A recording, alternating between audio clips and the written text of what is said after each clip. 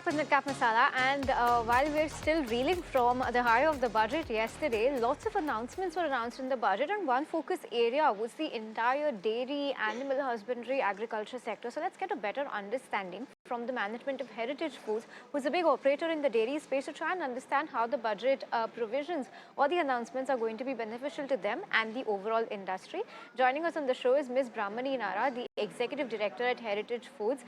Ms. Brahmani, good morning and thanks so much for joining us. First of all, lots of announcements on the dairy front. Tell us if you are satisfied with the measures that have been announced for the dairy sector in this budget, and do you believe they address the key challenges faced by the industry today?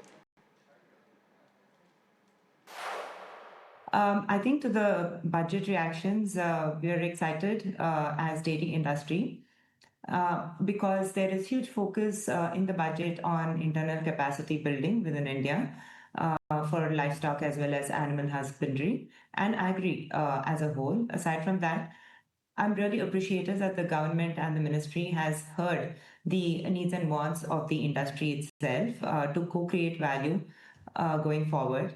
Also, I think the recognition that livestock contributes a huge part of the farm income and is a very important part of sustainable farm income is something that's very encouraging for us.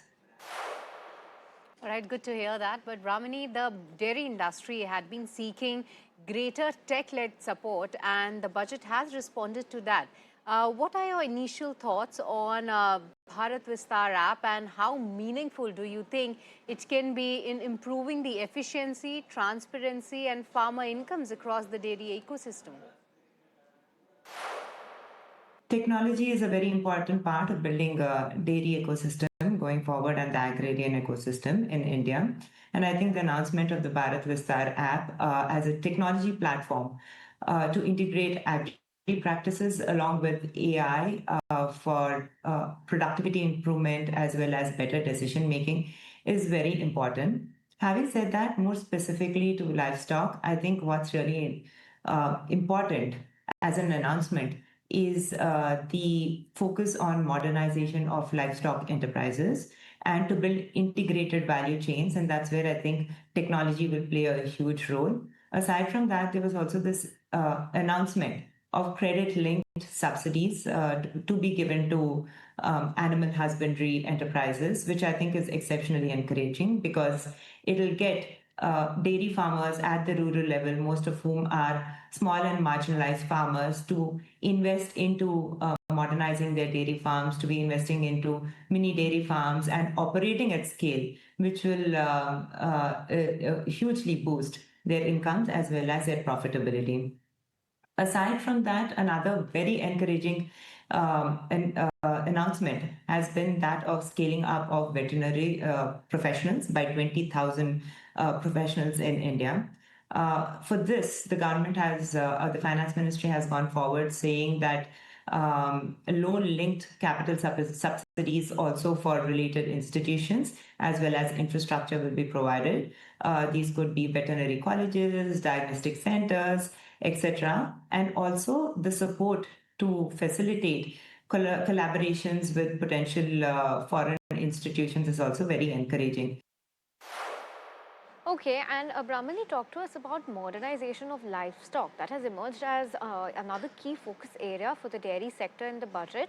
How do you see this impacting productivity, quality, cost structures, and what could be the potential benefits of this for organized dairy players over the medium to long term? Productivities today in the Indian animal productivity is about 20% of that of a Western animal. Our animals produce about 5 to 6 liters of milk a day versus some 25 to 30 liters of milk. So immediately we can see that through modernization and building scale, these productivities can at least be tripled to about 15 liters per day. And by investing and focusing on value chain integration, there's an immediate impact on reducing losses across the value chain, not just dairy, but agri in general. So there are multiple benefits that will come out of it.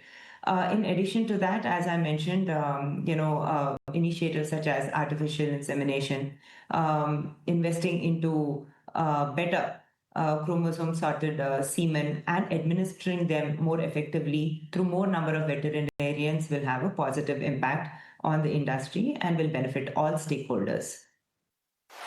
All right, and we look forward to that. Brahmani, with this, we let you go. So good having you on the channel today. Thank you so much for your time. But with this, we are completely timed out in this edition of Mid-Cap Masala. It's a goodbye from me and Snehi and the entire team. Thank you so much for tuning in.